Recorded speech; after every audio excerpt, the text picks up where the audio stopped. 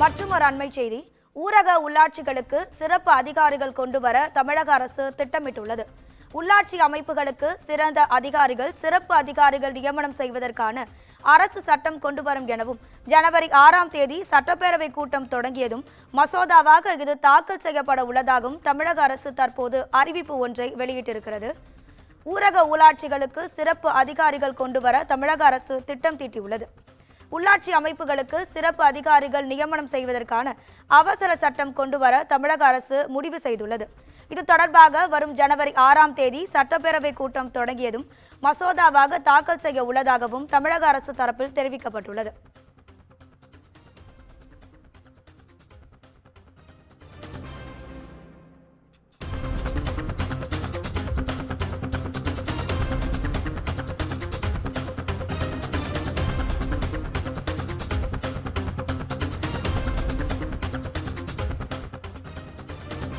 ஊரக உள்ளாட்சிகளுக்கு சிறப்பு அதிகாரிகள் நியமனம் தொடர்பாக தமிழக அரசு தற்போது அறிக்கை ஒன்றை வெளியிட்டிருக்கிறது. இது குறித்தான கூடுதல் தகவல்களை தருவதற்காக நமது தலைமை செய்தியாளர் சிவா இணைப்பில் இருக்கிறார். வணக்கம் சிவா, உங்க தகவல்களை சொல்லுங்க. ஊரக உள்ளாட்சி அமைப்புகளுக்கு சிறப்பு அதிகாரிகளை நியமனம் செய்வதற்கான ஒரு திட்டத்தை தமிழக அரசு வகுத்திருக்கிறது.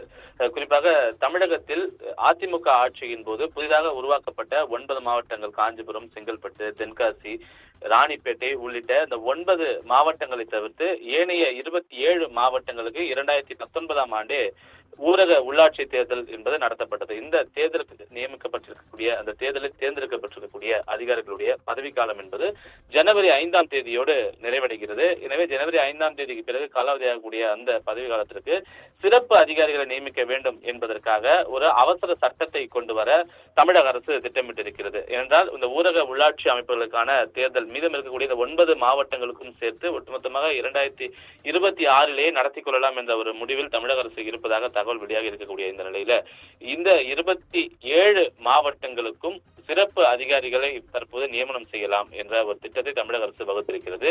ஜனவரி 6ஆம் தேதி தான் தமிழக சட்டப்பேரவை கூட்டம் ஆளுநர் உரையுடன் தொடங்க இருக்கக்கூடிய நிலையில அதற்கு முன்பாகவே பதவிக்காலம் முடிவடையக்கூடிய இந்த 27 ஊரக உள்ளாட்சி அமைப்புகளுக்கான இந்த பதவி காலத்திற்கு சிறப்பு அதிகாரிகளை நியமிக்க வேண்டும். அப்போதுதான் பணிகளில் எந்தவித சுணக்கமும் இருக்காது என்பதற்காக சிறப்பு அதிகாரிகள் நியமனம் செய்வதற்கான ஒரு அவசர சட்டத்தை கொண்டு வர தமிழக அரசு திட்டமிட்டிருக்கிறது. தற்போது இந்த அவசர சட்டம் கொண்டு வரப்பட்டால் ஜனவரி 6ஆம் தேதி தமிழக சட்டப்பேரவை கூட்டப்பட்ட பிறகு அந்த சட்டப்பேரவையில மசோதாவாக இந்த சிறப்பு அதிகாரிகள் நியமனம் தொடர்பான மசோதாவை தாக்கல் செய்து அந்த மசோதா நிறைவேற்றப்பட்டு அதன் பிறகு ஆளுநருடைய ஒப்புதலுக்கு அனுப்பப்படும்.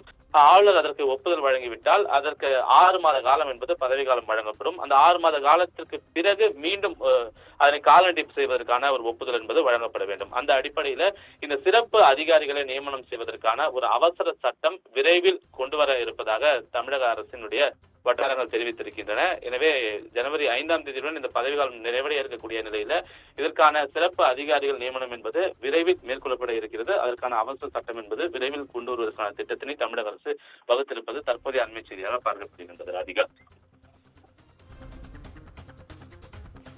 உங்க தகவல்களுக்கு நன்றி சிவா.